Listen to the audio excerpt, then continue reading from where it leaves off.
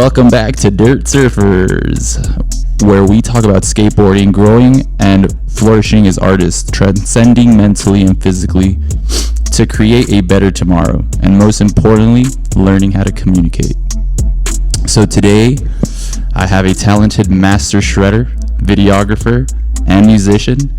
He's been slaying the streets with his gun-ho technical style since I met him as a kid, making monstrous ditches and skate spots look as easy as flipping a tortilla. Welcome to the studio, Luis Trejo. Thank you for anything. Hey, that's pretty funny, right? That one took me a while. I was like, how can I?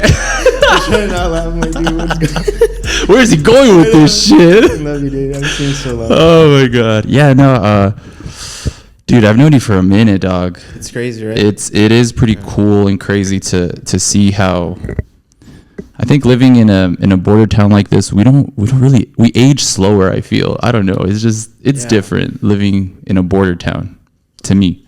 But I've seen you grow up as a little kid shredding. When did you start skateboarding?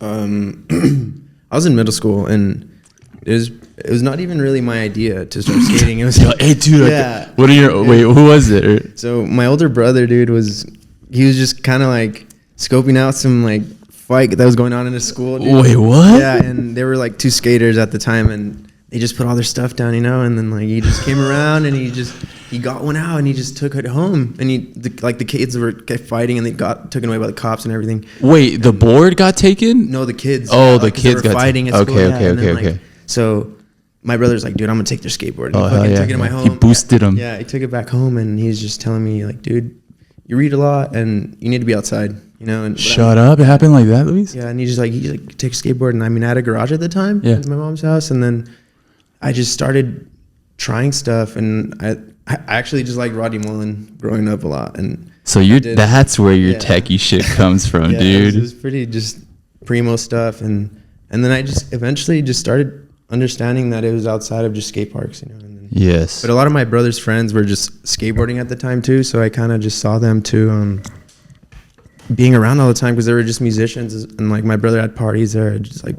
So it was like a mixture of stuff, because you would always see the boards like up on the wall or like somewhere, but on top of that there was a bunch of other shit going on. Yeah, it cool. Wasn't just skating. Yeah, no, it was my parents were really cool about just enabling like the arts, you know. All my siblings just share a really cool skill in general that, you know, like it helps us like be ourselves in a very like unique way. Yes, I think being artistic, it allows you to express yourself when like if you can compare somebody in your household that's doing something artistically, you kind of try to emulate that, or you try to copy it. Yeah, definitely. Like it could be from like your dad chilling, just painting or playing the guitar or something. Yeah. You're like, damn, what?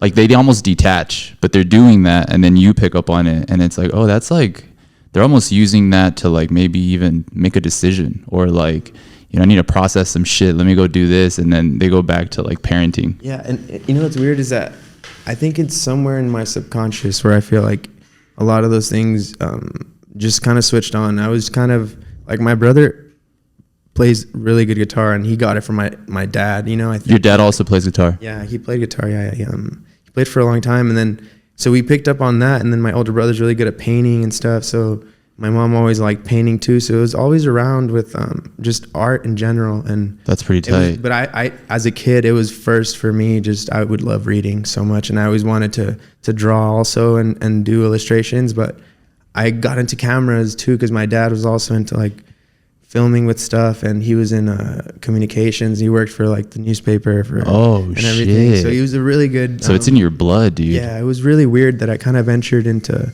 I mean, I was going to college and stuff, and I kind of changed my major 3 times, and it was just art, from art to graphic design, and then to film, and then I sort of felt like, okay, well, it made sense. It was all in like communication. That's true. And but skateboarding was just like second nature after that. You know, it was hand in hand with like music and editing and traveling, and that's pretty fucking tight. So your environment was always heavy on the arts. Yeah, definitely. And my parents loved music, and we all just kind of had. It was weird at the time. I felt like we were gonna have a band or something. You know, we all played an instrument, dude. No shit. Yeah, we all played. What'd you play?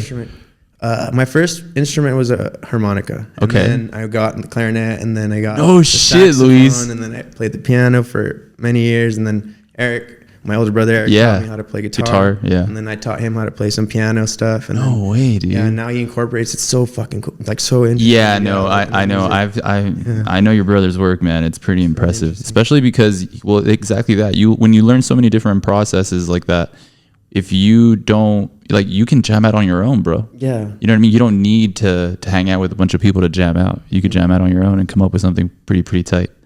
Damn. Okay. Well, let me try to keep on track, because I feel like we could just no. But this is good because, again, like, the flow of conversation needs to be organic and unique. Right. Yeah. And I think if we start off, slow like this, instead of just like, so what are you fucking writing? Like, we can get into that shit too. But let me try to go down the list, because then we'll just like lose track of time. All right. Well, first, where could people find you? Like, do you have anything to plug? I know you have Instagram, you have YouTube. Where could people find all your stuff? Is it just your name on YouTube or Instagram? Yeah, to be honest, I kind of just I just promote what I'm trying to do at the time, If I have a lot of cool friends and just that support it in just different states and outside of the country too. So it's cool to have people involved in certain projects. You're building the network, bro. Yeah, and it's really nice to have that sort of approval from different points of view, outside of yourself.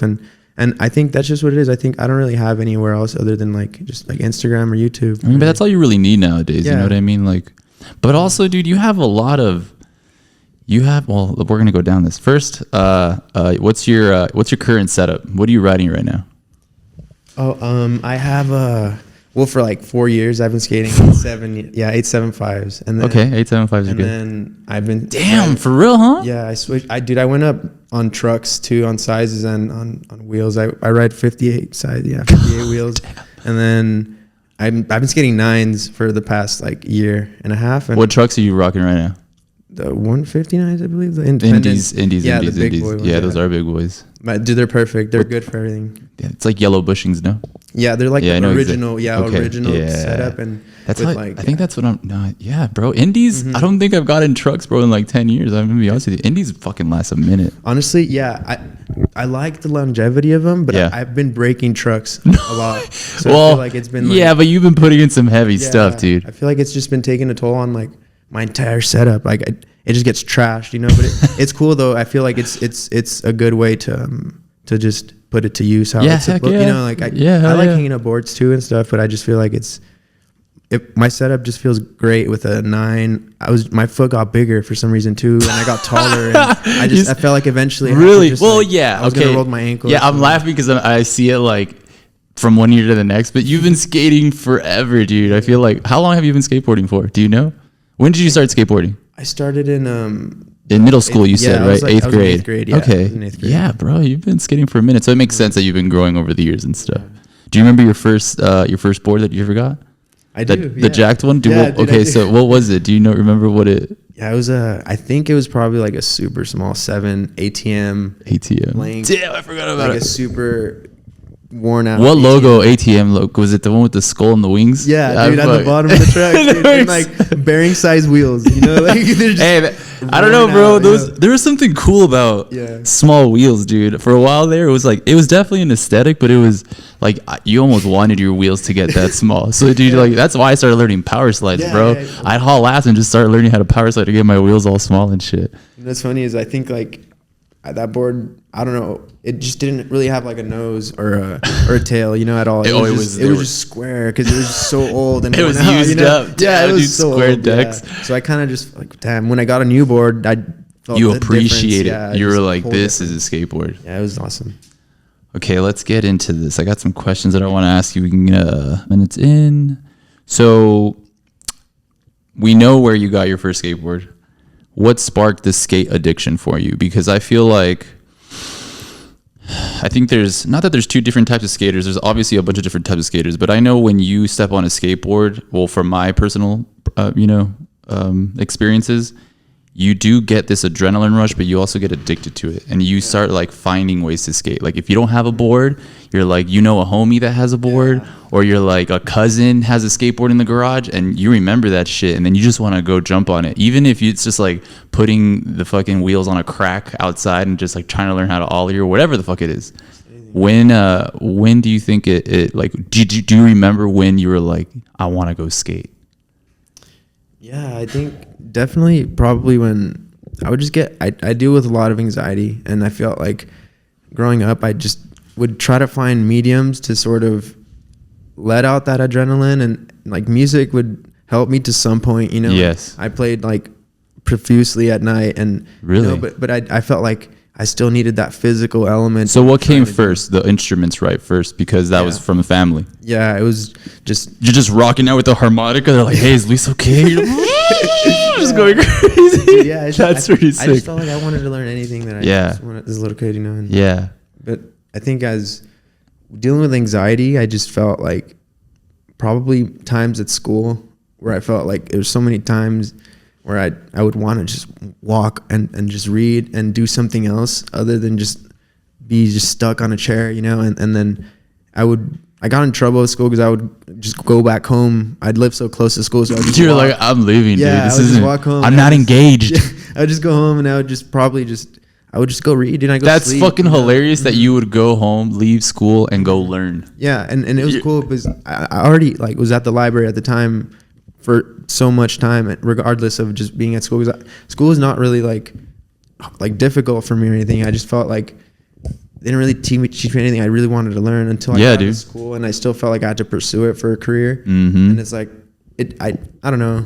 You already had something else, but I think you also had something else to compare it to. Because if you were leaving to go read, I think it was just being out of that environment. Because that's a big thing too, bro. Like, I think when you have something cool at home, especially when you can express yourself at home, you start comparing shit to school, and you're like, damn, this is fucking whack. Yeah, I would just read like Lord of the Rings. I love. No shit, dude. Did you really? Did you read all of them? Yeah, dude, I still buy just. What's your all favorite? the new editions of the new covers that they have. That's dope. Yeah, it's just so cool. I'm a huge collector of Lord of the like Rings. DVDs, books, like vinyls, like everything, you know. But books, yeah, my favorite one of Lord of the Rings is probably, I don't know, I'd probably say The Fellowship, you know. Yeah, The Fellowship is the best. But The Hobbit, I love The Hobbit series more, just because it kind of explains the origin more, you know. Yeah, it does. But I'll definitely just say that, like. Damn, dude, it's been a minute because I think I still have I think I took The Hobbit from my sister, and it was a green yellow. Oh, cool. It's yellow. And I was like, The Hobbit. And then because yeah, you're right, they re-release them and stuff, but the OG ones, man, there's something so about different. The OG ones. Dude, yeah, they're huge. Yeah, they're huge, dude. I love them, yeah. And I would have never have thought that you're into Lord of the Rings, bro. Yeah. I fucking love Lord of the Rings, dude. I have I got a tattoo of them because I felt like stuff like that really kind of creates who you are as you grow up, you know, and it molds you into what you really perceive as reality and fantasy. Like, to me, I'm always in fantasy land, and I feel like I don't really take like the real life too seriously a lot of the times, and that makes me happy because I feel like I'm connected really well with like politics, what's going on in current culture, but I stem to just try to like get myself out of that on purpose to sort of enjoy something outside of just things that just frustrate me on like the daily basis, you know. And so I think if we reroute that question, I think it was almost like you started taking skateboarding as like another, it's not escape, but like, so I'm learning about the quantum field, and like, you know, just trying to be in the now makes you totally aware of different things, right? So if you're not too far in the past and you're not too far in the future, and you try to concentrate on the now, you start seeing things a little more differently. Yeah, definitely. And skateboarding makes you do that. Yeah, exactly. You need to be in that moment. Yeah, you know what I mean? It's a huge playground. Like, exactly, and I felt dude. like there was no limit. Like, I felt like as an artist,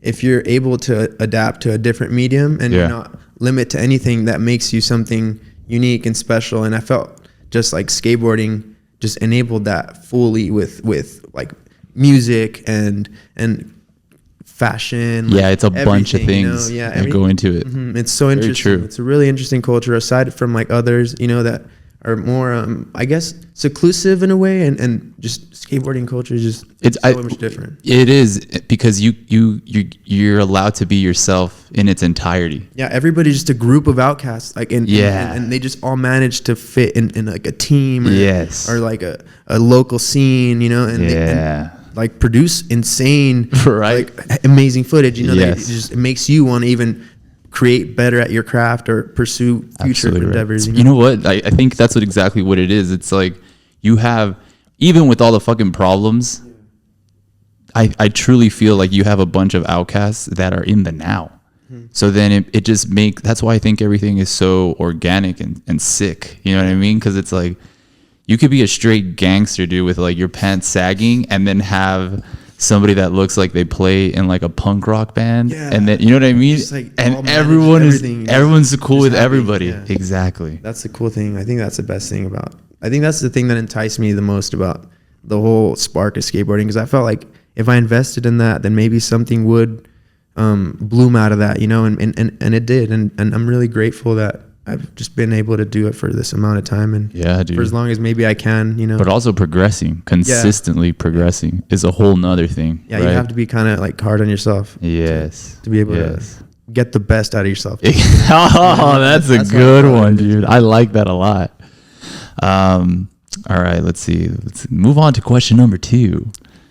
How did skateboarding translate growing up in like a Mexican household? Because I don't know, like my parents weren't really about it, just because, I mean, financially we couldn't do it, right? Like they'd buy me a pair of shoes, and dude, like a week later they're trashed, and they're like, what the fuck? I'm like super gluing my shoes together. They're like, bro, what the hell? They're looking at you just strange. It's like, dude, you don't understand the struggle right now. Okay, so then did you have that at home? Like, were they kind of like, would your parents look at you when you started skating heavily? Because it does change, right? Like exactly that. Like you have two people, everyone. If you ride a board and you consider yourself a skater because you can go out there and push a board, you're a skater. You know, there's different levels to it, right? But I had a lot of friends that they kind of treated it like a trend.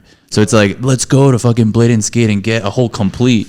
And you have like a World Industries with like all the dopest shit, whatever. But it's just chilling there. Yeah. And then you have somebody that can't buy a board and sees that, and it's like, oh, dude, I can't wait to get a skateboard. You know what I mean? And I think that makes you want to skate even more. So it evolves your skating 10 times fold. You know what I mean? Yeah. So like living at home, how would your parents handle that? Like, do you have any experiences where you maybe like talk about how you knew that, you know what, I'm gonna put skateboarding in a certain level of priority?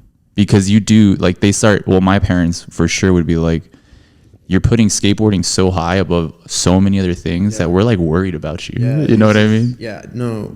I feel like as a parent, you definitely feel that for your children. Like my parents luckily were just they were always just very if something that interested me as a kid and I voiced my opinion about it and I felt like it was just something I actually wanted to pursue, they were like always about it. Yeah, so that luckily I had that. But I mean, the thing is, at the time, like my dad was investing so much time to like take my friends and myself like to go skate at like skate parks growing up. No way, dude. And he would just like jam pack the skate like little car and just take it all around town and that's it was really up. cool. Yeah, and he would just spend hours in the parking lot just watching us skate, and it was cool, you know, just seeing that.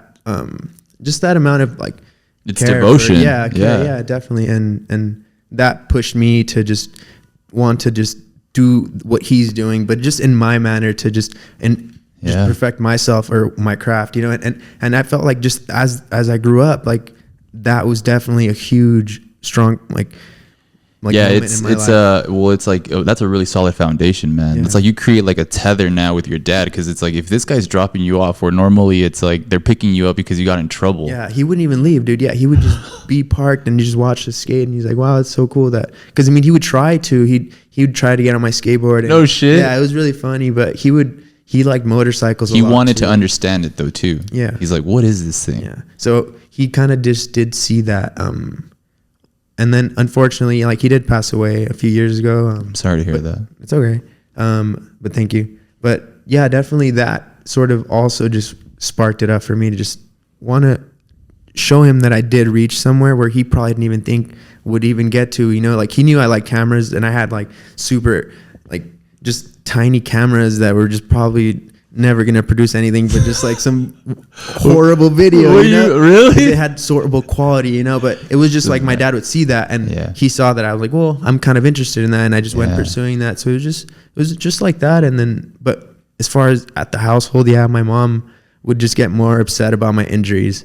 Yeah, that's what I wanted to touch on. So she was, I'm sure you got hurt a lot, bro. More than like she would get upset of just like, dude, you just got you new shoes. And like, I mean, for a normal kid, they're going to last you like so many months in advance of anything. But the injuries was more of like the serious stuff. Yeah, that's where they got more upset and kind of. What was the gnarliest injury that you showed up with? Because I remember showing up with like my hip, you know, like when you slam, just like it was a fucking rock, dude. It wasn't even anything, you know what I mean? Like, dude, anything will kill you. Yeah, like you show up with like a fucking melon on your hip, and they're just like, what the fuck is like, that, dude, bro? Yeah, and honestly, dude, the worst one I could probably imagine is where they kind of just were like, you need to wear a helmet or something, you know, and I hit my head pretty bad, and I just got home and I just was like throwing up so much, and they were just worried like, hey, what were you doing? And, but I mean, it was just accidents that sometimes even if you wear a helmet, you're just still prone to like 100%. Yeah. So but after that was more just like breaking arms and like. So you've actually broken bones. Yeah, too many. Too many bones, bro. Yeah. Do you drink milk? Yeah, as a kid, yeah. No, dude. I drink. Yeah, I only the past maybe like 4 or 5 years. I don't really fuck with milk, but yeah, same, bro. I drink like almond milk and oat milk and stuff. I mean, but water, really. I think it's coming up with your own routine intake and all that kind of stuff as a skater is different, man. Because you're always, I mean, when you're younger and shit, you're on the street, so you're just eating whatever the fuck. You're eating gas station food, dog. You know what I mean? Or like, and then we have a drink culture out here, so like beer is, it's like, man, you look at a cooler with beer and you're like, let's go skate. Too tempting. Yeah, exactly. But then it's like, if the longevity of it, eventually you get to a point where you start caring more about the skateboarding, and it's pretty nutty to see that skateboarding can kind of save you from a vice. Yeah. You know what I mean? Yeah. It definitely can. And I mean, you're an aggressive skater, I can tell, like in the sense of like really throwing your body down shit and really, testing how far you can push a trick, dude. I actually have a list of, I'm going to get into it right now, but dude, I was watching your part. Well, let's keep going down the list. Cause see, I want to get into like normal conversation and shit, but then I won't have like a program to like put together.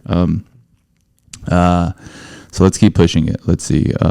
So filmmaking as a skater, influence in and out of skateboarding. Do you know when you started, like, because there's like the person that's just like, yo, I need you to come film this. Like they're not even thinking like, how do I want this to look? Or it's like they jump into like, that's the filmer, I'm going to go do the trick. I feel like you are very much film savvy, and you already have a taste that you have for film and like the way, like an aesthetic. And then you also skateboard. So having those two, now you can create your own video. Now you can create your own structure. And I think that that's where you're at. Am I correct? Because you're shooting, you're editing, you're producing it, and you're skating inside of it, right? Yeah, honestly, it takes a toll on you mentally. I feel like if you're not ready for an insane amount of hours of editing, then you really have to understand that that's going to be involved.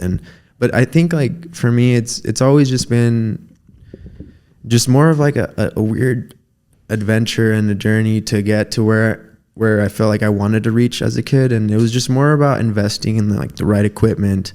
And once you have that right equipment, I felt like everything else just doesn't matter at some point, and you're just excited about ideas, about just putting stuff together. And then as far as like my style, what's really cool is that in my past like collaborations with other like partnerships that I've had, it was really awesome in the way that we all had different points of view, and we all just created a communal type idea and produced something. And it's really awesome because at some point through one of my injuries, I was just editing the entire full length for one of our old videos, and I would just edit the part with each individual skateboarder with their own track. It's always kind of been like that. Yeah, it's always just been like my friend and I just, as a kid, either he'd film and I'd film, and we'd film and edit and just back-to-back type stuff. But then after that, it was just kind of, I did it by myself, and it was just awesome still, because I would meet like every type of character, and they would listen to certain type of music, and maybe it wasn't the same, and if it didn't matter. But I feel like editing is an art form in itself too, dude. Yeah, it's I felt like a brush and a stroke is the same as like a guitar riff, is the same as you writing a really good poem or something that is just an expressive, heartfelt emotion, you know, and that's what I felt through skateboarding. And like, if I was able to manage that through a video or a photograph or something, and have the right people involved or have the right song involved. And so all that kind of just, I felt like you just need a balance, you know, and like I even took off, I took some break off from like editing, and I just felt like I would at a point edit the timeline, you know, the footage to your song as a timeline, and that works. But I felt like it's just, I got really good with like mental notes, you know, and I could just really have stuff in my head, and I do write a lot of stuff down. Well, you're a reader, bro. Yeah. So that helps a lot, dude. So like I contain a lot of information where I felt like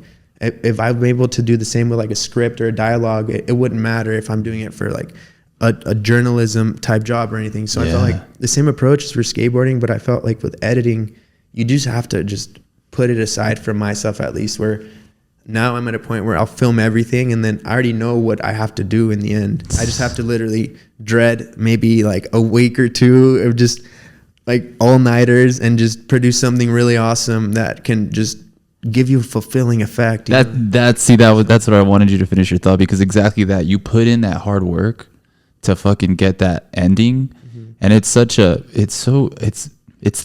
the quantum, like you're in the quantum so much, dude, that you can't even imagine how sick it's gonna be. You know what I mean? So like, I think you've obviously, you guys have had premieres, right, for your stuff? Yeah, definitely, and that's probably the most rewarding factor of the entire project. You know, just having everybody in a space where it can just have all this magical stuff happen, where it kind of takes you away from being in the moment of just maybe something that's keeping you sad or you know. And that's why you relate to so many movies from like comedy or like Jim Carrey. Like Jim Carrey's my favorite, and I feel like even if he's producing a horror movie or a comedy or a really just depressing movie, I'm still in outside of reality, you know. And that's where I feel like it's just everybody feels that thought in a video premiere. And and definitely that's my favorite part of just putting stuff together. So you genuinely like to create skilm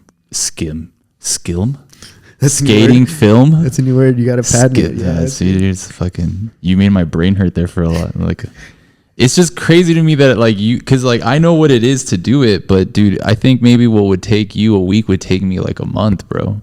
So I think, but also getting to know you and talking about all this, it makes sense that you're good at this with the, what's the word, compartment, pretty much like you organize your brain so well because you come from reading. And if you're constantly learning new words and you're constantly like expanding your mind with books, it almost like primed you to be able to do what you do now.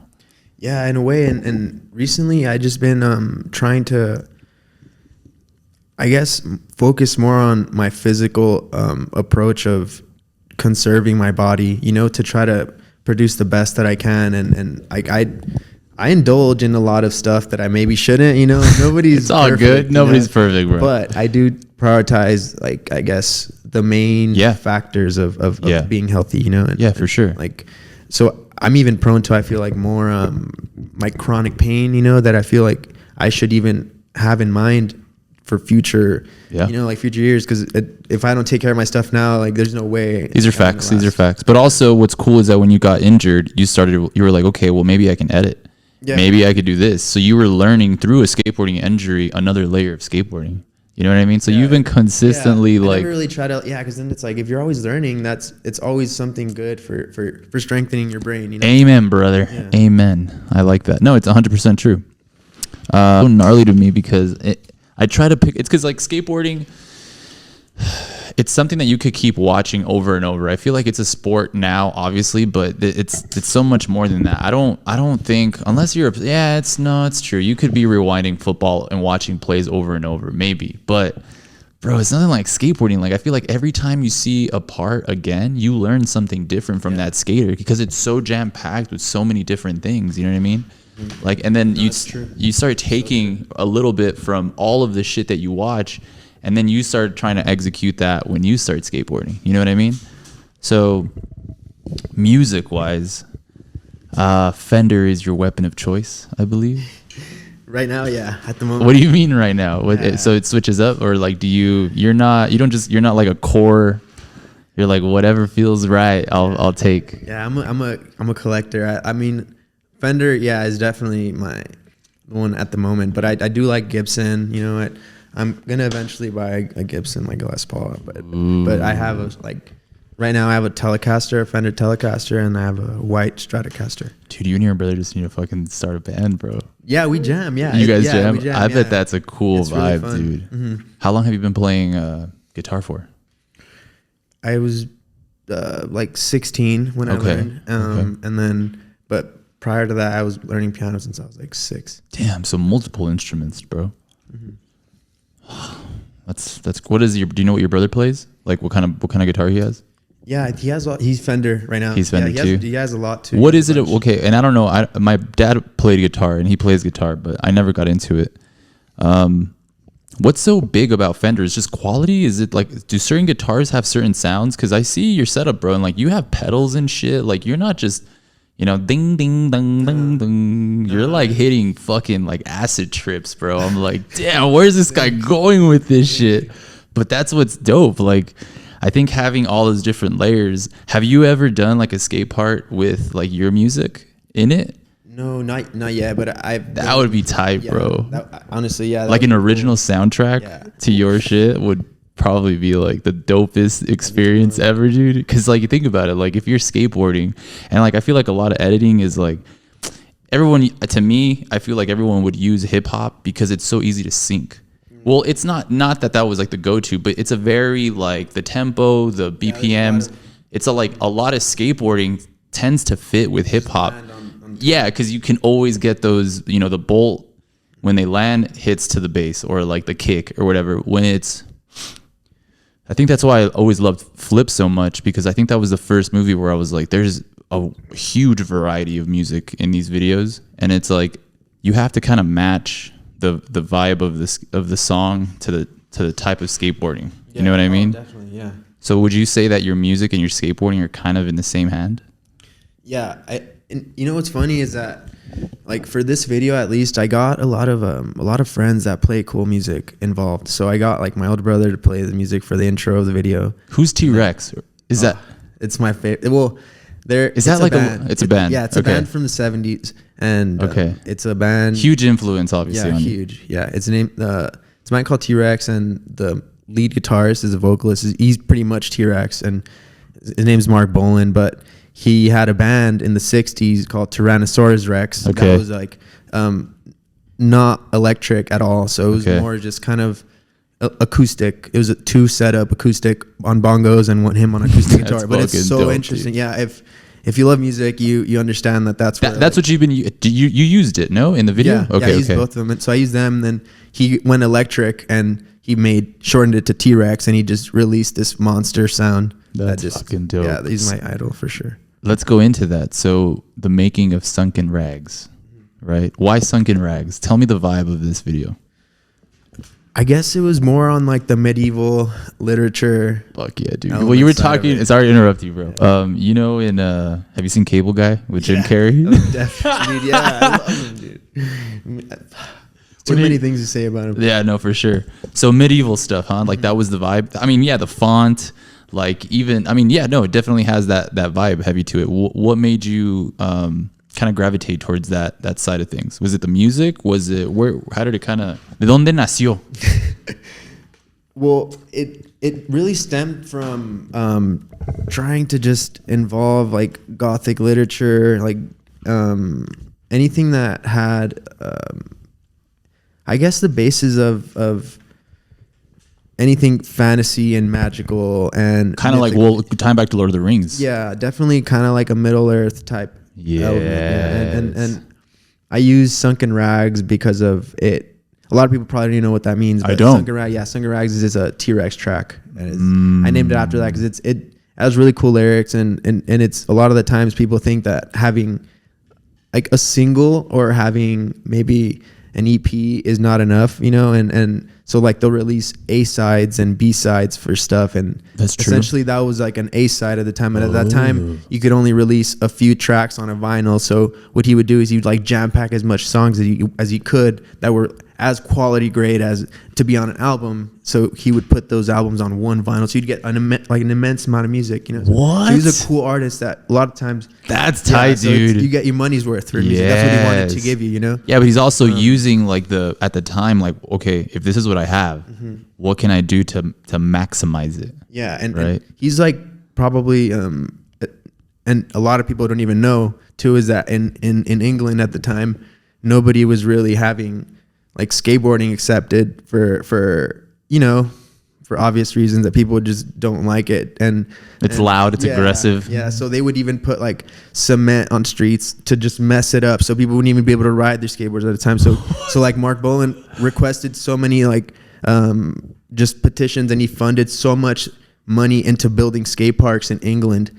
And so he was already aware of like an activist. Yeah, he was saying like, hey, it's a really good thing to do, and investing on like on the youth, you know, essentially to commune and celebrate something that can grow and be healthy. And so that's why I used it too. And I always thought it was interesting that a lot of people don't even know that a musician was doing that for skateboarding. Yeah, dude. And so that was my kind of like tribute to him, to kind of be like we know that you did that for us, dude. You know? And the inspiration stems from a musician, but he's like, exactly that, man. You start supporting all the things that you like, and you're like, why the fuck would you do that if that's such a big part of inspiration, you know? He's the first one to actually be on TV painted with like glitter on his face before like Kiss, before any band that painted their face. The dude that you used first one. In your speaking, that's him. That's dude.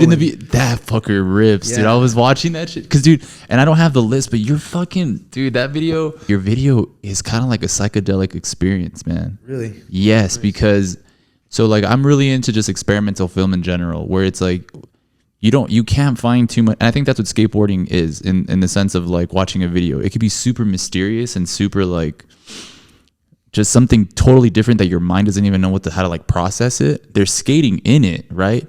But then all the stuff in between is like, well, what the fuck is going on? You know what I mean? And only, in my opinion, only skating has that layer of creativity when it comes to like a movie, because it's a full length, right? Yeah. So, okay, yeah. So you used a lot of, he's talking in the beginning, right? He has like crazy hair. Yeah. What does he say in the beginning, dude? He says like a quote. Yeah, or like, that's all him. He's literally he's just riffing off of life. He's just a natural poet. I think that's what it was. Since he starts talking and then you set it off with the skating, it's almost like you're preparing me for like this fucking ride, bro. You know what's cool is he was actually England's or Britain's best-selling poet of all time. He was a poet. He had like a book. That's where he got this book of love poems called, you know, the Warlock of Love, and it has like a really insane poetry. Now I see where everything, like your style is stemming from. That's pretty fucking tight, dude.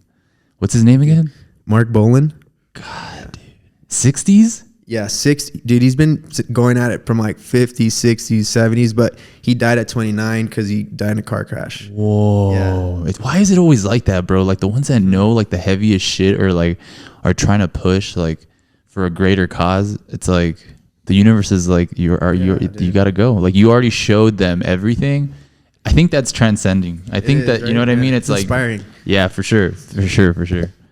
Damn, I love that, dude. Now it made me like, because I'll tell you, for a while I was obsessed with Lord of the Rings, bro. Like not so much the movies, but just like the aesthetic of it. It does have like a dark aesthetic to it, but also the fantasy stuff, the right? Imagery is the imagery. Otherworldly. Yeah, dude, it is. Damn, you just put me like in a crazy like.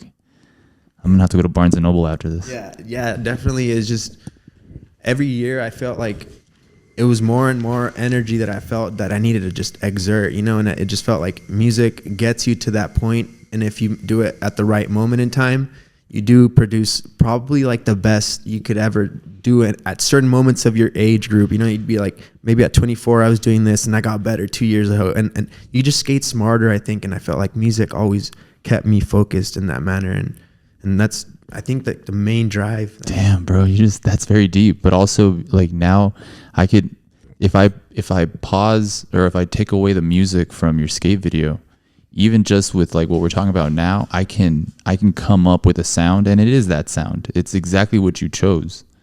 But see, that's exactly like that. This is very much like a Luis Trejo vision, right? Because it's like the music, you on purpose put him talking, you know what I mean, in the beginning. It's like, it's not, it's very like, you're premeditating the vibe with this inspiration. I'm trying to think of another like film. a book, you know, like you read the epilogue, yes, and then it sort of introduces to the first chapter, and then it resolves at the end. I felt like just the same approach as writing a book. That's super tight, dude, that you put together a skate film with like the process of writing a book. Is that what you're saying? Yeah. That's fucking tight, dude. Thank you for Damn, dude. I didn't even. Yo, man, that's a pretty badass peanut butter and jelly sandwich, man. It's fucking crazy, dude. Because I mean, think about it. Because like, what I always tripped on. Because like, I also grew up with an artist in the house, and my dad was. It was more of like his therapy. Like, oh man, these guys are annoying me. I'm gonna go paint or something, right? But when he would do it, there is a combination of things. Like, I think when you're an artist and stuff, not that we're hoarders, but you collect things because they inspire you. So it's like it's part of the process, right? So like. You have cameras, you have freaking you have like all these gold harmonicas or something. You have like, no, I'm just joking. Yeah. But like, it's like a cocktail that you create, bro, to inspire you, right? And it, like the more shit that you collect to get into that time or that mind space, it makes the creation easier to execute, right? Yeah. So it's almost like a combination of things. So is this like your first? You filmed this? Did you edited it? You did it pretty much everything on your own, but the music is obviously outsourced, right? Yeah. Well, luckily that I have a lot of cool friends too that play music outside of the States, you know. And one of my really good friends, Mario Rodriguez, he's an insane guitar player, and he has a band in Dallas. Okay. With another friend called Tyler, who plays really amazing bass. Another guitarist on Caleb, and drummer Cameron. Dude, they all shred from Dallas, Texas, and they're called Smokey Mirror. Oh yeah. Okay. I saw that you tagged them. Yeah. And that's the music that you use. Yeah, they're on like a huge label. Really? Like, they're on a label, and they're doing so well. And I felt like it's a really funny thing is Mario, dude, we're the same age. Okay. And we're born the same day too. Whoa, yeah. And dude, we're just like, we're super tight too with each other, and so it's so cool. I think, man, but see, nothing's coincidence, bro. At this point, when you start, that's what I love about skateboarding, bro. It's like it's like a multiverse of shit, dude. That when you really dive deep, and it's because it's so fear driven. It's like, this is fucking scary, bro. Like it's like I can probably lose teeth or some shit right now. Yeah, anything that, like, you know what's weird is I feel like I would always get told like, oh, you're gonna probably fall on your skateboard, you know, and stuff like that. And yeah, like it's gonna happen, but I felt like if you never really know what it feels like to fall or to fail, you're always just gonna be on a different realm of not ever either mentally preparing yourself for anything or even like going against a wall of danger that you think you can't even ever accomplish against, you know, like you're just always feeling like, oh, I should have done that at some point, or I shouldn't have done that. And it's regret. Like regret is just the worst that you could ever feel. So like injuries, yeah, they may suck, but if you use it for your advantage too, you benefit really well. Like I got into this, like sewing when I was broken ankles, all this stuff, and like other things, you know, that I felt like, well, that could help me too. But it would have never happened if you weren't hurt. Yeah, like. But also, like, man, that's fucking nuts. Nothing hurts more than concrete, dog. Yeah, you know what's funny is I was injured a few like months ago, and some dude on the street was like, "What happened to you? Why are you walking so limp?" And I'm like, "Dude, honestly, my ankle is destroyed right now." And he's like, "I was in football, and concrete hurts more than anything." And I used to try to skate, and I gave it up because I couldn't. He couldn't do it, and I was just like, "Well, all right, thanks. That's cool." It's like, it's just a weird thing that concrete is probably just Bro, I literally have it written down. Where is it? It just punishes you every time. I've always said that, man. And I think skateboarding has, like, in a sense, has made me invincible just mentally. Because it's like, well, first of all, you're projecting a trick that hasn't even happened yet, right? So you're trying to figure out your problem solving, right? And then on top of that, it's shit that literally fucks up your whole body, dude. Yeah. You know, this ain't like, there's no pads. Did you ever end up wearing a helmet when your parents told you? I did one time. Hey, there's no shame, dog. Yeah, there's no shame. No. I just told kind of like myself, like, okay, maybe I should just try it. Maybe it's just not a thing. But I honestly, I didn't really last like few even minutes wearing a Minutes? Yeah, I was just kind of like, I felt like my head would bob at some weird point, and I was You trying fuck to, with the steez, bro. I tried to like skate, but I felt like my head, and Yeah, like, no, I it don't skate does. with jackets either and stuff. I felt like everything just causes me too much weight, and I just was straight up with my dad, and I was like, I can't, and I'm not gonna use this. I was like, and he just told me, well, it's if you're gonna have to be the one dealing with it. I'm not gonna be the one crying about like No way. injured. He put it like that for you? He's like, all right. So it was kind of just All right, man. This is your decision. Yeah, at your own risk. Well, dude, I always tell people that skateboards used to come with a fucking label inside that would say "may cause death." I don't know if it still does, bro. Dude, but I remember seeing a sticker, like a white sticker. Right? It was little, like, you're like, oh shit, dude, I'm doing something. I'm doing something gnarly, bro. Like, yeah, you're all setting up your board, but you're just like looking out into space, like just like Evil Knieveling ready, just like, all right, dude. Dude, to me, that should be taught in school, bro. Yeah. Like, you should be scared of certain things, Yeah, but definitely. because if you face it, man, oh my god, it opens like a world of just creation, bro. And I think what you were touching back, I know I kind of want to circle back on that, like how skateboarding would take you out of your anxiety, right? That was like a big thing.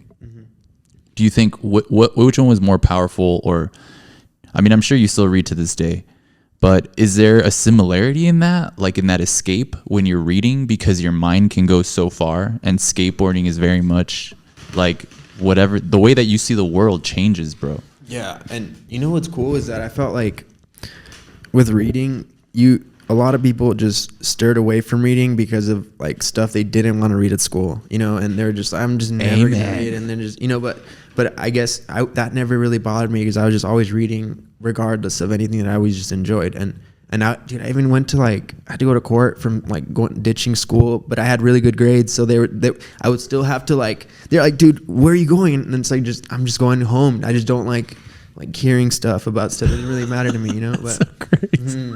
But then I felt like reading did accomplish a patient type meditation sort of approach of knowing that you have to use your brain. Like, I think the most frightening thought to me is like Alzheimer, you know, or something where your brain is just degrading through time, and you have like a short time frame of consciousness, you know. And that's where I felt like I'm like, I need to strengthen my brain as much as I can my entire life, and always play chess or do anything that can kind of like Stimulate the brain. It's a muscle. 100%, bro. That's kind of like what skateboarding did for me also, where like if I was traveling and maybe it sucked to, you know, be on a plane or on anywhere for like 5-6 hours at a time, like, yeah, it was just rewarding because you're gonna do something cool, you know, at the end. And then seeing kind of like books transition into film too was interesting to me, to see, being like, okay, well, I don't really have to read anything, and now I have to project my mind into visual stuff, and then have the visual stuff with. Bro, you're blowing my mind right now. I've never put those two together, dude. Never. I've never put books and like the way it's structured with skating, and it's kind of blowing my mind, bro, because I don't know if I can't think of anything that's like that. But damn, like, why hasn't that been done? Like, I mean, you can easily catalog it with film. Like, I feel like there's a lot of companies that have done it, but not to that degree. You know what I mean? Like, because there's like chapters, like, you know, I think with technology, it strips away all that shit because it's so easy to create. You know what I mean? Where before it was like, no, we need structure. Yeah, and a fooling takes like just amount of time. How long is Sunken Rags? It's like 17 minutes. Yeah, bro. How long? Like how long did it take to put together? Not the post. Oh, okay. Like all together. Yeah.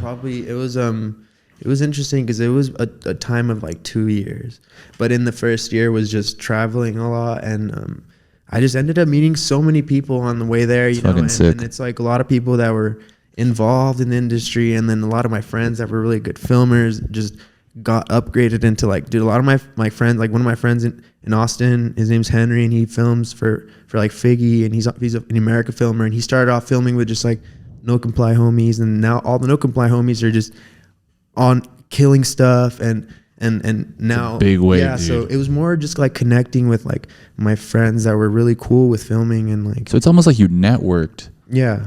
And while you were networking, you're like, might as well get footage. Yeah, and then, put something badass together. And I already had I had a track. I already had the song in mind that I wanted to use from like the beginning. So I'm like, okay, I needed this trick and I need to go here and stuff. So like the first year was that, and then the second year was just getting like the enders, because I had gone so much footage in a short amount of time that I felt like I even had so much footage of like my friends too, and I put together like a montage of friends of like, and it just worked out, honestly. But we ended up, my other friend in Dallas had his setup too, so he had his camera footage, and so multiple filmers, obviously. Yeah, it was like my friends in Albuquerque, like Ryan and like Ryan Maddox, Jake Johnson, like, badass they're all amazing filmers and skaters, and like in California, like I'm like, you know, like Chris Gregson, he's my friend too. He's been really helpful growing up with filming and skating. Yeah, he taught me, dude, he helped me so much with like settings, and like he sent me so many things. So,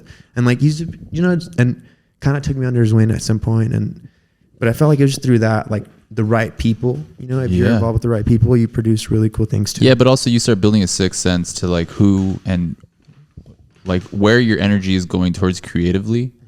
Because I feel like, especially for a film, that's important, bro. I think that's why it's so cohesive and why it has a vibe, bro. Like, for sure it has a vibe. But like, the skating is one thing. That's like one aspect of a skate film, but it's all the shit in between, right? And I think if that doesn't really resonate in a sense or makes you ask questions, it's just kind of flat. You know what I mean? Yeah. And it's like, yeah, skating is dope, but it's storytelling at the end of the day. Yeah, you need like more dimension, you know? Yeah, like when you have more dimension, it gives you more of like an essence of what you're trying to accomplish. Like for like a lot of, like I've edited to like hip hop footage. I've edited to stuff that's outside of like my genre and stuff. And I like it. Honestly, it's like, I did a lot of freelance, like I do a lot of freelance videography too. So it's like outside, like, it's like commercial like stuff. So it's not at all dealing with skateboarding. So you kind of have to like detach from like different modes. Like I have my own things for like clothing for skating, and then things where you don't that's want, you, bro. Like, I could picture you could be a stylist, dog. Like, no, for real, dude, because like that's a big part of skateboarding, bro. Like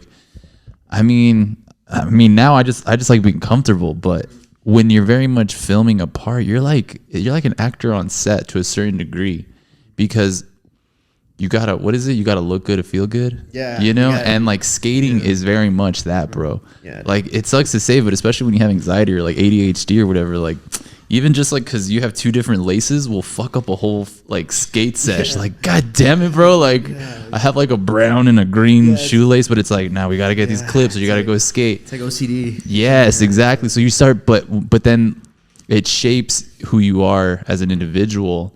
And when people don't see you on a skateboard, they're like, what's going on here? Yeah, you know what I mean? Like where it's, I feel like skateboarding, I think that's why a lot of mainstream shit copies or tries to replicate the skating equation, but they just can never get it, because unless you do it, you will never know the equation. Because you do realize who someone is about something right away, you know. Yes. Like if you're someone who is an artist and you understand that what it takes to be an artist, you just resonate with anything, and you just accept opportunities, you accept friendships and whatever it is. Yeah, you know? You're not like already judging other shit because you're like, there's something that I resonate so specifically with that I don't even care about all this other shit that normally you would start to judge. That's so true. That's a really good way that you broke that down. Okay, I want to get into something, and again, dude, I feel like we could talk about this shit like nonstop, but you did Explosive Groove, and I really liked what you used for this. It was liquid medium, like and now that you're telling me how you read, and like the way you articulated that description, bro, of the documentary, I was kind of like, I picked up a dictionary and I just started reading that. I was like, bro, because like that's inspiring, bro. Like there's like a journalism aspect to it, or like a very like it's your voice, and I don't think a lot of people have that. Like you, when writing, I don't know if you also write, but okay, so then it's sometimes when you're reading certain things, they're like, see, I grew up like reading the back of VHS tapes. Like I would go to like Blockbuster or whatever, and. I love Blockbuster. Dude, just the smell and shit. But dude, I would literally, bro, like my mom would go to like Big 8, and And I'd be like, well, drop me off at like, pick me back up at Blockbuster and like go do your shit and then scoop me up. I wouldn't even rent anything, bro. I would just read shit. Yeah, dude, it's like, so interesting. Yeah. And like the way that, like, what the fuck, you put me thinking like, oh my God, I had so many thoughts, but you had said something that would have been a perfect fucking horror movie, but that had nothing to do with horror. But it's because my mind's already thinking the way that you describe things within your own content. A lot of people outsource that, or they try to copy something. You can very much tell that that's your voice. You know what I mean? Like your captions, your descriptions. And I think it's because you're a heavy reader. Mm-hmm. So therefore, you know your voice, and to write in your own voice is very like it stands out. You know what I mean? Mm-hmm. And so like, I'm sure you have favorite authors and stuff. Like I grew up reading Dean Koontz, and Dean Koontz is like, I have a really, like, there's a book that fucked me up, but it was because I felt like Stephen King was good, but Dean Koontz was like, it's dark. It's dark, bro. It was Mr. Murder. Yeah. And have you read Mr. Murder? Oh my God, dude. So like, and I think I was like in 8th grade when I read this shit. And like I would even take that shit to the bathroom. Like I couldn't put that shit down, dog. Like I was like, you get glued. Yes, dude. You definitely, because it's the voice, right?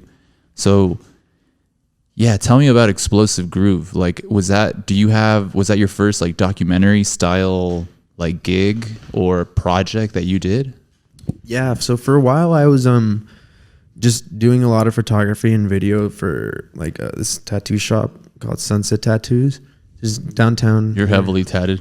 Fucking dope. Dude. I love it, dude. I got one today actually. Did you really? Unicorn, yeah. I got a sick unicorn. Dude, that's a sick ass. Cool, huh? Yeah, fuck yeah. Dude, the detail on that is. He went full like realism on it, and it just.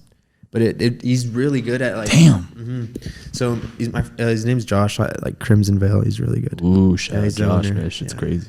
But dude, yeah, he I was doing a lot of tattoo stuff with them, and it was really interesting to see again, a different perspective of another artist and their just creative craft, and I was only just there to document it, and they were really nice about everything, and like we would trade work, so it was really cool too. Bartering for shit like that is always the best, right? It's the Mexican in the Mexican in you, bro. You're like, gotta hustle, man. I already know what to do here. Yeah, it's because you already pre-made it. If you know what it is to waste your time, and you know how much that sucks, you know how much you have to actually plan before things to ever want to reach that point again. Like I always felt like I've already missed so many opportunities in the past because I felt like, no, maybe I'm too cold, or maybe I'm this, but I was young enough to understand that. And now in the future, I'm like just enjoying everything that's just in my way, but I guess like in the whole tattoo stuff, like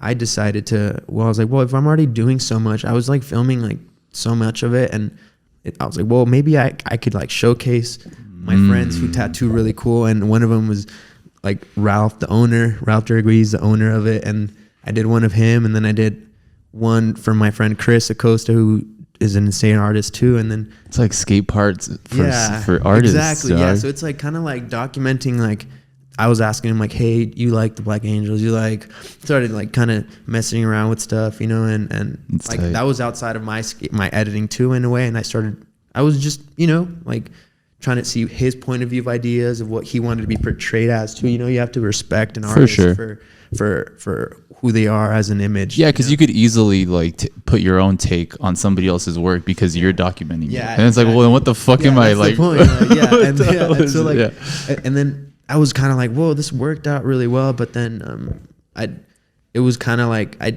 already had my next person in mind that I was trying to do. Is like I was gonna do another person. I was just gonna do different artists, but I thought maybe like, hey, I need to be skating full time, so I kind of was like, all right, I could do that whenever I want, it's the first episode. So I just was more focused on myself, and I just stirred into, well, I have to be skating 24/7, Damn. Like, but it made you appreciate like your time. You were like, wait a minute. Yeah, and I was injured too for part of it too, which is kind of like, I was like, all right, well, it's a give and take. Yeah, like I'm not wasting any time. So you think your next project God forbid, is like when like you tweak your pinky or some shit. That, like, too many times. I know it's not gonna happen. No more. Episode 1 was it, bro. Hey, but see, like it again, bro. It's not, nothing's coincidence, right?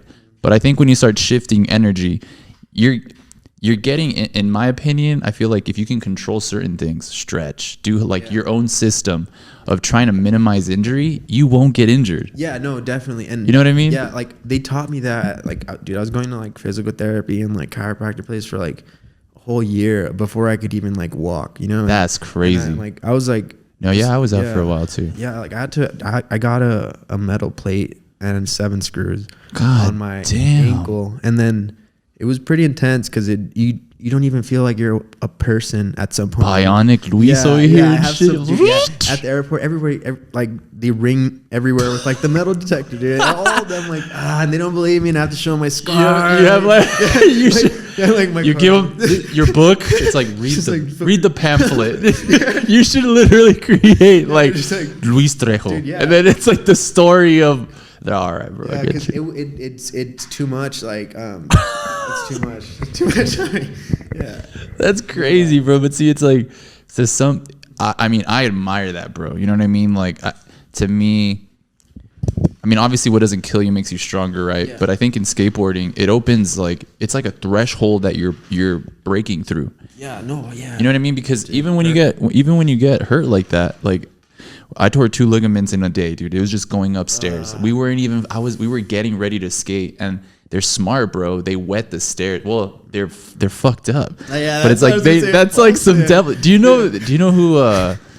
What's his name? Derbez. It was like there was like a skit in that Mexican in the show where he would dress up like the devil. Oh, dude, that was like so funny, dude. And he would do. Probably like you know what I'm talking about? Yeah, just like dude. And then, like lady bro, yeah, dude, I guarantee you, bro. Like I was in one of those clips, bro. Like I'm just joking, but that's how it felt like, bro. Like I was like, what? It was just too. You just imagine that whole scenario as you tweaked your ankle, like, dude, someone just laid me. And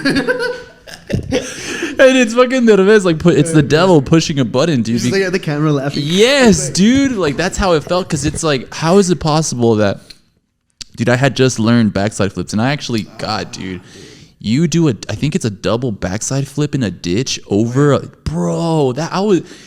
See, and like, dude, like we haven't even gone down. I'm telling you, man, like we'll do another episode with just skateboarding, because you're skateboarding, and I want people to learn who you are too. But skateboarding alone, dude, like you've reached, I think it's like a mastery level, and I've talked about this before, where like I feel like with any endeavor that you take, you do start, it's like a belt system. You start building technique, but you can't forget the last stuff to progress to the next. In skateboarding, it's just it's like a skill set where it's an accumulative amount of effort. It's not like, okay, well, I can now forget that. You have to keep using every skate sesh as you progress. The shit that you learn from day 1 all the way to day or year 10. You know what I mean? Yeah, you can like trust muscle memory to some extent. You know? Exactly. But you also have to do your part. Like it is just not going to function if you don't want to. Yeah. Always just strive a little harder, you know, than you did maybe the day or 2 ago. You know. Yeah. That's what I felt like I got taught in like skate jail. You know, and you got like skate jail where you're just kind of learning how to like understand really where your patience level is at. Yes, you know, to understand like, whoa, dude, I have to even learn how to sleep facing up. You know, like if you've ever tried that, if you don't sleep on your side and you try to sleep facing up, it's probably the most like, dude, that is so crazy because dude, that's how I sleep now. I sleep facing up. And dude, that is like a thing that you only learn because you can't move. Yeah. Like you need to keep your foot or your ankle elevated. You can't tweak it. It turns like a balloon if you even try to walk. It just turns purple, and you're like, whoa, I have to just literally just lay down. That's so true, dude. I didn't even think of that, bro. Yeah, but I like the way that your brain breaks shit down, dude. It's it's different. I really, really like it. Thanks. Okay, so let's move on. Damn, dude, it's already been an hour. Okay, so let's seal the last 2, and then who knows, man? Maybe we can always do another episode just to break down your skateboarding, because before I get into the next question, and it kind of has to do with the question, but you have a lot of tech mixed in with like Like, dude, I mean, you have a whole bag of tricks, but you also come up or tweak certain tricks to your tech ability. Because I've seen a lot of tricks that you do with like late shoves, or you can like, where does that come from? You learning all the technical stuff? Because you said that you touched on like Rodney Mullen being a really like big influence in your skateboarding. Do you think that that's helped you have that type of technicality when it comes to your skateboarding because you started with tech? Yeah, and it's weird right now. I think I wanted to just do more than like downhills. I was doing like at least, you know, whenever you see a musician that you enjoy, for instance, you know, like you see their change and you're like, okay, maybe at this point in time he was producing this type of style and then this style and then he maybe did this and that's what I felt like. I wanted to do the same with skateboarding, where I was like, this video had a lot of downhills, this video had a lot of roofs, this video had a lot, it's kind of its own thing, you know, and then I felt like I had to just do now more flip tricks, and I always loved doing flip tricks, so I felt like I already skated like rails, I skated everything, but I wanted to do more like technical tricks in that sense of like really flipping my board, nollie, switch, fakeie, yeah, like, dude, everything, you know, and it was just kind of like that, where a lot of the spots you kind of like skate smarter in a way after you get injured, you know. Facts. So you understand like this will work, this won't work, but luckily I just had some really good I don't know, I just energy all the time, you know. And I was even riding Paul's board. I know, and dude. I was writing like just cool things where I felt like I was talking to Josh Spencer. I was talking to him on the phone for a lot of nights. Shout out Josh. Yeah, dude. And I was like talking to him on the phone for a lot of time, where he was just kind of like telling me like, hey, like injuries can take you out and you could be the best skateboarder and it won't matter if that ever happened, because if you got an injury and you're done, you know, like an injury can just take you out, and that really taught me to be just like, you're right, like it's true, and it can really focus your mind really on how to get really the best out of yourself, I think. Like, and now like it's just more like, oh, I want to try now something different than that, but I just want to still be better than that, you know? Yeah, it almost it forces you to rewire your brain to find a possibility to go back out there and skateboard. So that's why it evolves. So your skateboarding is like adapting to like, that's pretty gnarly, dude, that you're connecting as you're getting better with skateboarding in a sense of like, how can I adapt to this spot, not make it high risk, but also get a banger. Yeah. You're mixing the formula of like, what tricks do I have that are safe, but that I could like soup up and make them a little better. Yeah, and that's what it was, I think, with more like the late stuff and like late shoves, like all that stuff, like double flips. They did come from maybe as a kid seeing like Ronnie Mullen doing something that I just would probably not even know a name of, you know? And then, That's true. But then it's more like I did like other people who skated, and it was just more like, well, I'm like a mix of different people, you know? Let's like, get into that. So like top three skaters, like who would you say influenced you the most? Well, that's and I know that's hard. And dude, there's like, I'll give you mine. Well, top three for sure: Appleyard, Gershon Mosley, and probably damn, that is hard. I know two, but to give one more, These are still good though. This first two are dude. You know, well, Gershon Mosley, man, was just like, man, and maybe Mark Appleyard. It's just those nollies, dude. Like the nollie flips. It's just like the style is just so effortless, you know. It's so easy, right? Flow, you know, like they enter like flow state, and that's what I like about your skateboarding too. It's very flow. You know what I mean? Like you could, if there was no ditch wall stopping you or a patch of dirt, you'd keep going, and I know you would like something else would come down. It's almost like it. I feel like, well, especially here, man, it's very limiting. Skate spots are like, we know pretty much every skate spot, you know what I mean? And unless like something new gets built, then it's almost, we even know when something new is getting built because you want to go skate it. But damn, let's see, last one, probably Costin, maybe Eric Costin, but more because of like the culture that they push and, you know, all that stuff. But who would you say are your top three influences when it comes to skateboarding? Top three? Honestly, I would probably say Mark Martinez is one of them. Oh, fuck. Damn, really? You would put Mark up there? Local legend. Yeah, no, I ain't gonna lie. But see, he was doing things that I thought would never, like, I'd never seen that before I saw a pro do them. Before I saw skate videos, you know, like, I would always buy, like, band shirts before I would buy a skate shirt. And, like, it was just never like that until I started buying barely until like my older years, like skate shorts, you know? Yeah. So like I did see Mark when I didn't even skate, and I thought like, well, I didn't see like that. So I'd probably say him as far as like a well-rounded, you know? And then I'd say number 2, I really liked Corey Duffel. Mm-hmm. Like I just liked the way he skated. I could see that. I could see how, especially your setup. Your setup is very, He's really cool, dude. He's really cool. And it was funny too. Like when I broke my ankle, I was like, dude, I was talking to him for like 2 hours, and he was like telling me, he's like, I have the same setup on my ankle. I'm about to get surgery. Wait, you were talking to Corey Duffel? Mm-hmm. And I was like, dude, I'm just hurt. I'm watching The Simpsons and Tales from the Crypt. And I'm like, and he's like, dude, that's exactly what I'm doing too. And like I was FaceTiming, I was talking. What, bro? That's cool. so super sick, cool, dude. dude. He's super cool, dude. No shit, I would say dude. number 2 is like Corey Duffel, because shout out to Corey Duffel, bro. Not only just because of like a skateboarder, just a like human. Someone, and then I'd say Chris Gregson. Damn, dude. Okay, so, well, no, I can't. No, man, those are very it's a very broad spectrum, I think, of skateboarding right there, dude. But no, I think, would you say that when you see yourself skateboarding, like how does it feel when you watch yourself? Because like I feel like a lot of stand-ups or a lot of artists are like, nah, I create shit and then I kind of like step away from it, or they're not really connected. With skateboarding, you're forced to like kind of accept who you are, or like how you look. You critique yourself, and then that's how your style improves and stuff. Do you pick apart yourself when you're skateboarding? Is it meticulous in that sense, or do you know, like, when you're skateboarding, capturing those clips, the make of the trick is like the focus of it? How would you go about that?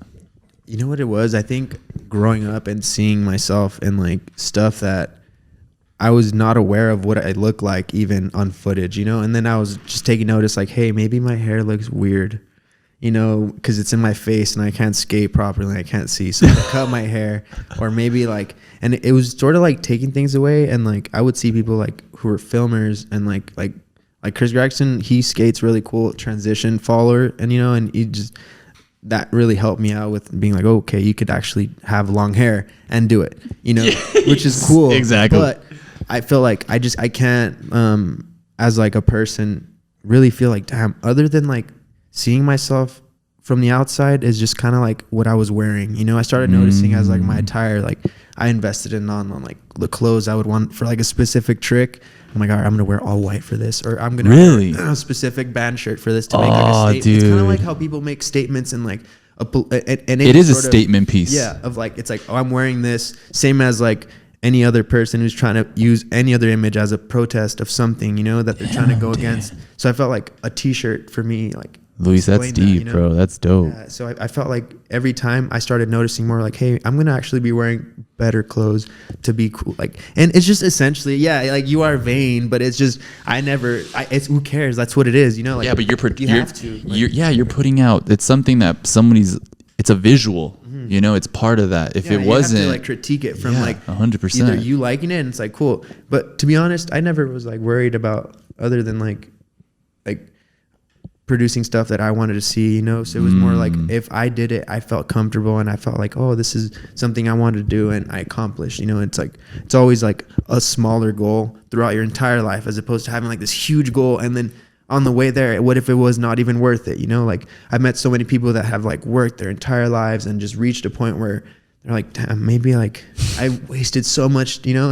And I've never felt like that in my entire life. I think that's the beauty of skateboarding, you know? Bro. I think it's exactly that. Like I almost feel like I'm not skating as heavy as possible, but that's okay. Like I could still go to like certain parks and you find your own little path that you're never going to forget, you know? And I think applying those things into everyday life, when people don't have that outside of everyday life, they struggle so much, bro, because it's like everything to us is a problem that we need to solve as a skater. Yeah. You know what I mean? Yeah, so like the mental transfers to like regular everyday shit. So it's like, okay, how are we going to fix this? Or how are we going to like find a way out of this? You know, so because we got to land this shit, you know what I mean? And the sun's going down, you know, like so many factors involved. And like, that's where I felt like if I needed a type of like discipline with like skateboarding, in a way of trying to figure out like, yeah, okay, you have to invest time, money, and you have to understand what it takes to even like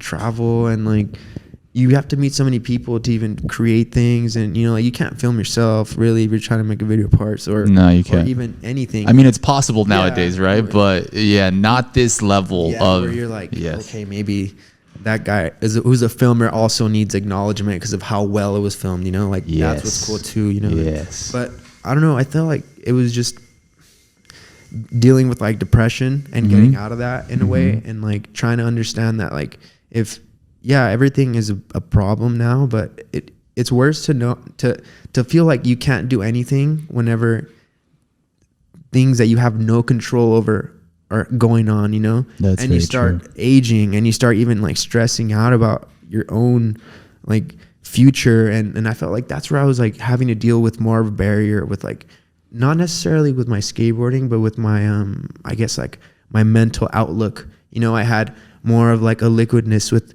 how my outlook was in life, and now I just see better with more clarity, you know. Yes. You know? And I think that's where like skateboarding has always been there for me, and that's pretty impressive, man, that you've actually like transcended that way of thinking, because it sucks to say, but I feel like certain people get to a certain age and they're like skateboarding, like they almost like murder it. It's like they're like, I gotta kill that side of me, and it's like, dude, why? This thing has provided such a badass foundation that it's just like tweaking it a little bit, you know what I mean? Because it comes with so many core principles that what you think that it's childish, or you think, you know, people have such a weird stigma towards skateboarding. I think in the actual act of it. Yeah. But style and like all that, the aesthetic, they fucking love it, bro. You know, but when it comes to the actual philosophy of it, it's like, it's a way of life, bro. It really is. Yeah, definitely. Like if I know for a fact, like if I were to meet like my favorite musician that is just dead now, he would dig me, you know, because I'm like the same as how probably his way of thinking is, you know. I'm very like, I just think that that's ultimately how I know how you should perceive yourself, you know, like if you know, if you think that you are special, then all for it, you know, and never try to let anybody tell you otherwise, you know. That's what I felt like. It's trying to make me cry or something, bro? What the fuck is good? That's freaking, that's amazing, man. But also at your age, dude, I feel like as a like first generation Mexican American, like we've seen the struggle of what our family will go through to get us to where we're at. And I almost feel like not taking time to discover this for ourselves is almost like a dishonor for them. Yeah. Oh yeah, definitely. You know, so it's so you kind of hold that on you, but also it comes out when you're expressing yourself creatively, because you want it. It's almost like you're like that, like you want to impress the person that supported you and all these things and never judged you. Just try to keep you like, okay, just don't do this, but you know, do that. You know what I mean? The moment that I started like skating street, my dad was like, dude, I'm not gonna get in trouble with it. You're gonna get in trouble. That's cool. Just call me if they take you to me. You know, it's no not gonna way. Be like, he would tell you. So you had a really lifeline. Cool. You were like, I could. really cool that's what's up, bro. But then like, it was just more maybe even with like tattooing, I felt like it was all cool. You kind of like remember your family through your tattoos too, and like it just all came together. And I felt like art in general is probably what like saved my life, to be honest. And I can't really put anything else into words that just be grateful for where I'm at the point, and try to pursue it for as long as I can, as long as my body, you know, allows it. You got to do the whole thing, bro. Like you got to do the sauna, the cold plunge, the everything, dog.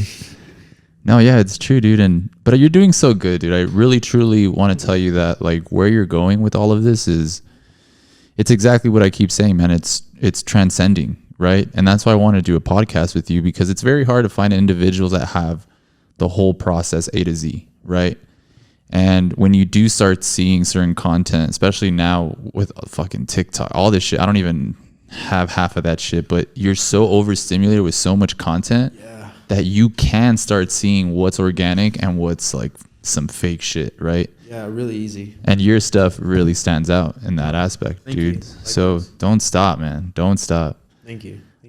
So goals for 2024 as a creator. Do you feel, because man, I'm like, now that I know you in a different way, like, oh my God, dude, this is where I love what skateboarding has done, because it's like clay, bro. You can make it into whatever you want.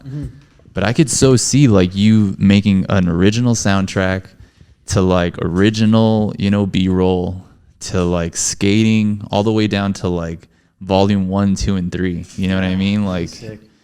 I mean, it's, I don't know if we have them or if they exist, but I wish we had like a skate cinema or something where like experimental skate films or like just anything in general could be played.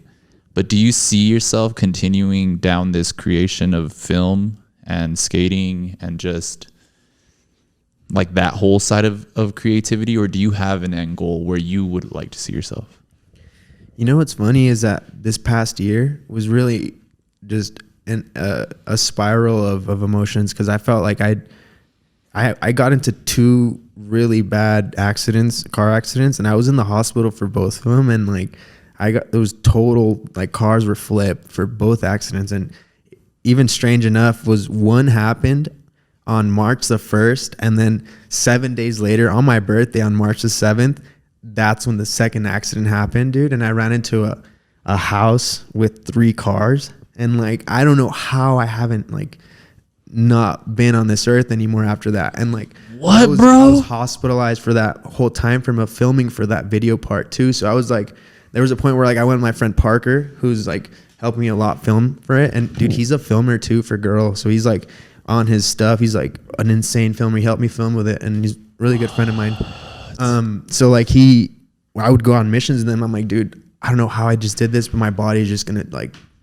So when you're talking chronic pain, there's other factors to this stuff, bro. So like this year, it was probably like a really intense one of as far as just like dealing with that side of it. So at least like for this coming year, it's just to be alive. Just kidding.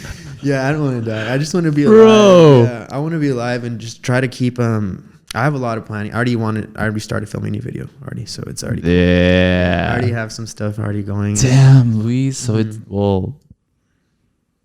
I mean, I don't know if you're religious or not, but god damn, thank you, baby Jesus, bro. Like, jeez. Thank you too. En el nombre de Dios. I don't know if you pray at night or what who know. Okay, well, whatever it is that you're doing, bro. But see, that's exactly, to me, it's energy, right? It's like wherever you place your attention is where your energy will go. Something cosmic that we don't have an understanding of. Yeah. That's what I feel like. We need more of your content. You need to keep creating in that aspect, because I feel like we don't have, it's very, like, it's crazy to me. I'm not surprised, but it feels so good that like one of your inspirations is Mark, because it's exactly that. It's documentation. It's taking the time to put yourself kind of to the side and being like, if I don't do this for the culture of it, then it's gonna die flat. Yeah, if no one takes the initiative to do anything like that, then it's just, there's not gonna be a revolution, you know? No, dude. And I think a revolution starts with somebody just trying to find a source. Yeah. And it's like, where can I go look to try to find a little grain of salt that is going to continue something else? And if we don't have these little grains of salt, then what the fuck, dude? Yeah, exactly. Like, you know what really tripped me out is when I was when I was a little kid, I went to Mexico City, and I flew there by myself, and my mom flew me from here to Mexico City, dude. And that's crazy. I was there, and like they picked me up, and I got lost over there on like the train, bro, on the subway system, and I got lost, and like I ended up finding my way back to the airport, and then I found like my aunt that was going to be there at the time, and then she took me to like some park, and I saw someone levitating on like a carpet, you know, and I was just very small, and then just like it really kind of tripped me out, like, whoa, is that guy really levitating, you know? And there's nothing under him, dude. And people would go under him and just like thin air, and he just and it really made me realize like maybe there's something out there that you just have to tap into, you know? Maybe if you feel like if you're aware enough, like something special can really happen. And I remember seeing that as a kid, and I mean, I don't ever feel like I float only when I'm drunk, you know? Yeah, bro, but also when you're fucking skateboarding, bro, like you did see, and that's another big part of your skating, bro. I like how you find pockets in time to still squeeze in something else. Is that Bodie? He's like, bro, it's an hour. Fucking cat's like, yes, do away. Bro, you do, I think it's at the K-Fox ledge. You do, I don't think it's an overcrook. I think it's a nose grind, but you tail grab? Yeah, nose grind, tail grab. Dude, I was like, how do you even find, like, you have to know exactly when the truck touches. Snaps. Yeah, it's like, exactly, to even be, because you still got to pop out. You know what I feel like? I think it's like the music side in it, where like you want to play on time with the drummer in that pocket of groove, you know? So you know like, that. Maybe I feel like that's what I feel like a lot of people don't know that you're doing, because everybody listens to music, you know? That's very true, Luis. I feel like what you're doing is just syncing the right moment to produce something, how another person is doing it on a sheet of paper. Yeah, but it takes so much more than that. Like your heart rate, you calming down, focusing. Yeah. Like even how many pushes you're gonna do. Like, well, you're right. It's all timing, but also the spiritual side of shit. I guarantee you that was like a big part of like you seeing somebody levitating on a fucking carpet, probably like with a wire up his ass or something, and we could. How are you doing this shit? What is going on? It shook me. It shook me. That's pretty. I mean, to a certain degree, man, it is kind of magic. Skateboarding is definitely magical, man. Damn, dude, I wish I could keep going. We have to stop at 1:30 just because that's going to run out of memory. But I feel like we could talk for days, dog. Like it's so much shit. But I want people to understand that the perspective of a skateboarder, you can only really learn about it with a conversation. Yeah, you know what I mean? Yeah, 100%. And I feel like when you go out to skate, you're kind of forced to have these conversations in between these pockets of like, hey, well, there's so many people skating that you have to take your time, or like you have to like there's an etiquette to skateboarding, you know what I mean? Like it's almost like people know like when somebody's doing a trick, so you're chilling, or like you find these little routes and stuff, but when you're communicating, you have these crazy conversations with people, and then you just go back to skateboarding. It's just, you know what I mean? That's I think the best part of it all, where you meet the best and the most worst, creative, and the worst, the worst, like everything and everything. And it's up to you whether you want to take what it is for, you know, if you got from that or whatever you don't want to keep from that. And I feel like that's probably what I think is the best about skateboarding. You just meet so many people that one is an artist, one's a graffiti artist, one's this, you know, and you could all just. But you take it and then you almost like store it because it inspired you, and then you put them on without even realizing that you're putting them on. You're like, and not that you name drop, but we get so hyped when somebody like hypes you up that it stamps in your brain, you know what I mean? And then it's like a reference. Yeah. You know what I mean? Definitely. Damn, Luis. Well, to staying alive, you know? Cheers to that. For real. But again, I think where you're already on the right path in the sense that like you're thinking about all these things, right? Because it could have easily been a whole nother, you know, reality of I don't know. I feel like you're in a good pocket in your generation, where I feel like the younger cats are like, dude, get to 24, bro, and you know, like, fuck it, you know, it's like, man, you know, but it's like, no, I'm not about that, and I'm so happy and proud of you, bro, because thank you. Again, man, I feel like a lot of us, we do try to leave, but I know you have deep roots here in El Paso locally, and just seeing you destroy all of these parts. I can't believe it was a span of 2 years, but it's just put together so cohesively, man. And it's going to be really exciting to see more of your shit. And if there's anything that I could do to help you or like be part of that, I would be honored to do shit with you, bro. Cause it's not only just skating, bro, cause I didn't even get into some of that shit, dude. We didn't get into skating really at all. You know what I mean? But dude, your bag of tricks is crazy, dude. What the hell did you do that? You did there was this ditch that I kept rewinding you do it. You drop in, I think you're goofy, so it had to have been fakey. But you do like a fakey blunt. But then you do something you pop. What do you do there? You do, I think it's like a fakey nose. No, so what would that be? It's like, I think it's like a fakey to nose blunt. Yes. 270 out. Yes. Off a drop, right? Yeah, dude. It's so cool. Dude, that's a really cool spot. Like, that's crazy that so see, I want to get into like the whole philosophy of ditch skating, because that was always my favorite shit. Oh, hell yeah. Like, you really know how to take apart and plan out a whole ditch, man. And I mean, even I think was it the 50-50 kickflip out? Was that right here? Yeah, it's in like Sunset Heights. Sunset Heights. Yeah, okay, cool. Under that bridge. That's dude, how long ago was that? Spot. That's your favorite spot too. Mm-hmm. So there's something about the adrenaline, obviously, huh? Because adrenaline junkie. You're an adrenaline junkie. Yeah, definitely. That's what it is. I feel like it has to be a physical like side high to it for me. Also, but it's like you do achieve this like physical high. Yeah, it's very. I don't know. It just makes me feel like nothing really. If you've never experienced something like that, it's kind of hard to explain. Yes. You know? You just have to know that it is out there and it is attainable. And if you ever reach it, then you're never going to forget about it. Like, it's just always going to stay with you. If you do something that's, yeah, maybe you want something, but it doesn't feel like anything else. It's so rewarding than anything. I can't think of anything. Well, it's exactly that. And we can close with that because it's so perfect what you just finished saying.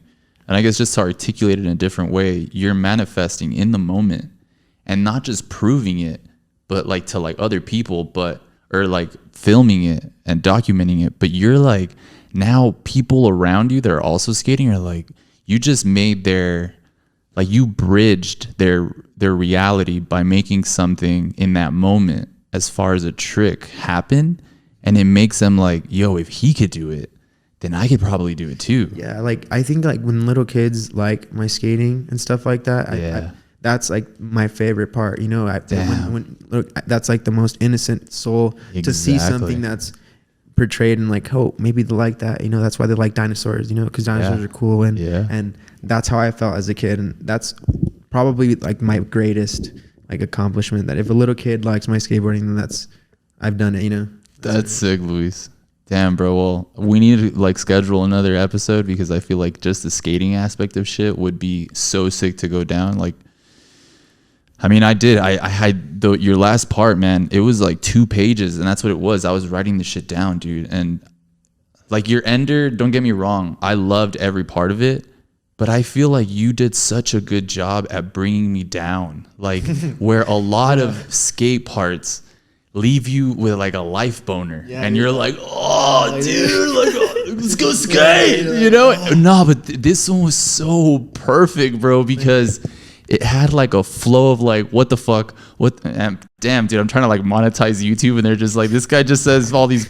I'm learning how to evolve my vocabulary without cussing so much, bro. But it's like the way you told your story with this part, bro, is super sick, because exactly that. I like parts that can wind me up and then bring me back down, and that lip at the end was like perfect, like icing on the cake. Was that done intentional? Like, yeah, I wanted to just have like, I wanted to sync the last part of the song into like the perfect like aesthetic shot, you know. And I called my friend Justin, and he helped me. Where is that spot? Where's that ledge? It looked like behind a Village Inn or something. Yeah, you know where it was? You know where like that old Hollywood video was? Oh my God, yeah, where the Burger King is? Yeah, like there's like a AAA. Oh yeah. Right behind it, there's like a Broken Egg cafe or something. Oh yes, something like that. That's there? Yeah, dude, and like it's so long. Yeah, that's probably why I never even considered. We used like 2 candles worth of just whack, and it was the day before it had rained. What kind of candles were you using? Just some basic. We went to like, I had like 2 white ones, you know. And like they were wait, like the prayer candles? Like, those are in the bag and shit. Justin was helping me, and just it was crazy. It was a weird mission. People were really cool. They were like, "You got it." No, you got it. There were kids cheering on. That's it was so like, dirty, it was cool. dude. That was like the cool part of it, but luckily worked out. And yeah, I mean, I wanted, you know, I'm already starting a different one, so it's just. So we can look forward to another project that you're going to be putting out. So you're already filming and stacking for the next film. Yeah, we already started since January. Damn. We've been going at it. Well, Luis, we've hit the 1:30 mark, but I want to really thank you for swinging by and for allowing you to give me some of your time, bro. You're a really unique individual, bro, and I think people are really going to love this because the mind of a skater is kind of mysterious, you know, and since we don't know how to articulate or talk about these things and we exercise it, things that I don't even think we were going to talk about started coming up. You know what I mean? I think that's the beauty of kind of sharing all of our experiences. Because like we could easily go into the bad and like the drama shit of stuff or whatever, but there's such a higher level to this that I don't think if people really understand it, especially in a town like this, like where it's kind of limiting, they'll think twice about picking up a skateboard. Or like if somebody shows up with like 3 stolen bikes, a grill, and 1 skateboard, they're gonna be like, "Hey, give me the book." Just joking. But again, man, I want to thank you. So everyone can check out Luis's stuff on YouTube. I'll tag this on the video. Thank you so much, man, for your time, and I just want to give you love. You're the fucking homie, and keep on pushing. Yeah, for sure. Not many people are as like concerning about doing cool stuff, you know, and you're definitely like an amazing person that I've just been proud to even get to even get close to. You know, I That's met tight. you as such a young kid, and I Yeah, never dude. thought I would even be here at this point. Isn't that Like, crazy how it's we're so like weird, yeah. now we have fucking microphones and Yeah, dude, I was probably like what, like 10 or something. yeah, Maybe bro, like babies. 10. Yeah, I was a little kid. And what's crazy, well, I'm 35, but also like to think that you were like, and that's a whole nother rabbit hole, bro. Like to think that your brother was jamming out to a mini concert in a garage in a house with a family in the background that was supporting, and then you like creeping, like what the fuck is Yeah, going I would on? see all the crazy stuff. Dude, all the parties were insane there. Like it was Keggers, yeah, bro. Like all my siblings were in bands and stuff, so it was That's just like so fucking shows their filthy, cops bro. all the time pulling up, dude. It was a rowdy. It was really good, could exciting just time. see that would be a cool like, I don't know, man. I just feel like it's so like the storytelling aspect of this stuff is so sick, but I could like literally picture you with like your feet up reading a book, like nodding your head, like another show. Like Wow, that's dude, it was fucking loud, nuts, yeah, like dude. but my parents were just like, hey, the cops are gonna come. They're gonna tell you stuff, but I mean, still do it. Yeah. Take your cue cards out. What are you gonna say? What are you gonna show up with your harmonica and shit? Yeah, just say loud. All right, Luis. Well, I'm gonna edit this up. This will be out hopefully by Tuesday. I sometimes run into some technical difficulties, but I'm trying, and it's only gonna get better. But I would love to have you back. Thanks, guys, for tuning in, and we'll see you guys soon. Peace out.